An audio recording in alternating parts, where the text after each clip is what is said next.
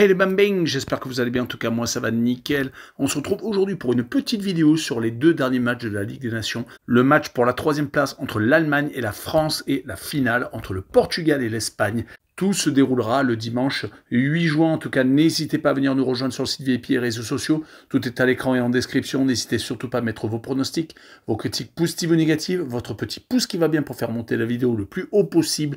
Et n'oubliez surtout pas de vous abonner. On est au-delà des 19 600. Merci encore. Et on attaque par ce match de la 3e place entre l'Allemagne et la France. Cela se passera à Stuttgart, donc en Allemagne. Mais rappelons que ce tournoi des demi-finales s'était passé déjà en Allemagne où les Allemands avaient perdu à la maison contre le Portugal de Ronaldo. Ils menaient 1-0, ils se sont fait retourner pour finalement s'incliner 2-1. Les Allemands étaient pourtant sur une très bonne série car ils venaient de sortir en quart de finale l'Italie sur match aller-retour, s'imposant 2-1 en Italie et faisant par contre 3 buts partout lors du match retour où ils se sont quand même fait peur. Ils menaient 3-0 et se sont fait rattraper par les Transalpins, se qualifiant de justesse. Donc très grosse déception en se faisant sortir par le Portugal, surtout que c'était à la maison depuis leur Euro plutôt réussi où ils ont été sortis par les Ibères 2-1 après prolongation, étant la seule équipe d'ailleurs à avoir poussé les champions en titre dans leur retranchement.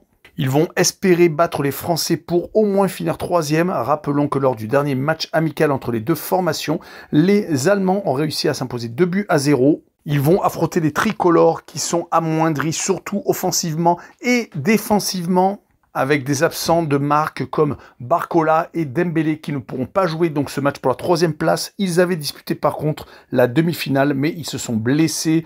Ils seront sans doute préservés pour la Coupe du Monde des clubs. Le Paris Saint-Germain va essayer d'être champion du monde après être champion d'Europe en titre. On rappellera que défensivement, depuis 1969, il n'avait pas pris 5 buts dans une rencontre. Ça a été un naufrage total jusqu'à le 5-1. Heureusement que derrière, Cherki est rentré, a marqué un très beau but et a fait de très belles passes décisives pour relancer la France, mais c'était beaucoup trop tard. Ils avaient 4 buts de retard à un moment donné du match. Finalement, ils se sont inclinés 5-4.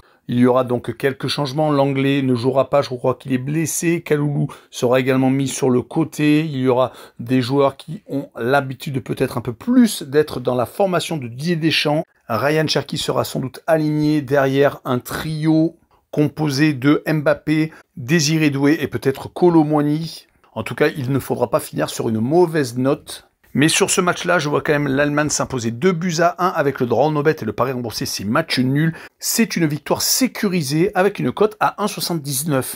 Et on finira bien entendu par la finale de cette Ligue des Nations entre le Portugal et l'Espagne. Les Portugais vont peut-être briguer un 2e titre, devenant alors la nation qui en a gagné le plus. Rappelons que l'Espagne et la France ont également été lauréats de cette compétition. Les Portugais avaient pourtant eu des résultats assez moyens depuis un Euro où ils avaient été sortis par la France au penalty, se faisant souvent accrocher à l'extérieur en Écosse, en Croatie et perdant même au Danemark, se mettant en difficulté, ne gagnant qu'au penalty en quart de finale retour. Mais ils savent se ressaisir quand il le faut avec des monstres comme Ronaldo en pointe qui n'est toujours pas fini, qui a encore marqué le but libérateur, même s'il n'avait plus qu'à pousser le but, mais il fallait être tout de même bien placé.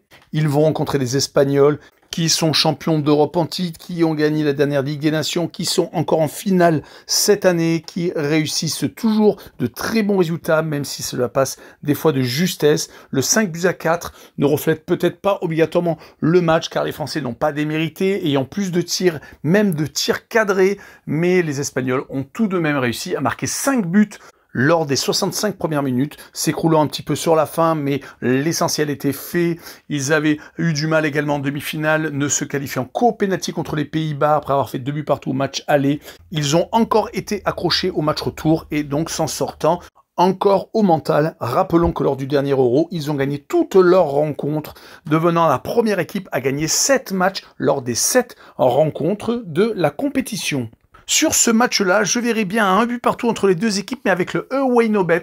L'Espagne est considérée comme équipe à l'extérieur, c'est le away no bet. Le match nul remboursé, 6 victoires de l'Espagne. C'est un match nul sécurisé, en tout cas, une cote à 1,80. Voilà, on en a fini avec cette vidéo. N'hésitez pas à venir nous rejoindre. Ciao les bambins!